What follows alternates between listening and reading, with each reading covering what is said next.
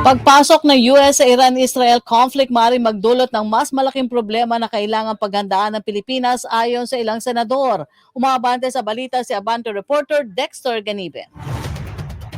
Naghayag ng kanyang pagkabahala si Senator-elect Panfilo Ping Lacson sa pambobomba ng US government sa mga nuclear facilities ng Iran nitong weekend. Pangamba ni Lacson, maaari itong maging mitsa sa bagong digmaang pandaigdig.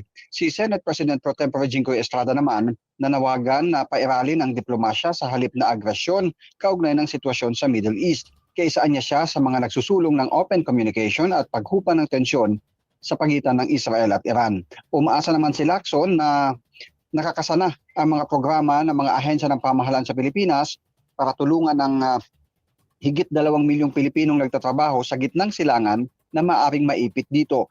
Kahit malayo ang Pilipinas sa kaguluhan ngayon, kapag lumala, sinabi ni Estrada na maraming mga Pilipino ang maapektuhan, kaya dapat nakalatag na ang lahat ng contingency measures sakaling lumala ang sitwasyon kasunod ng pagpasok ng US sa eksena.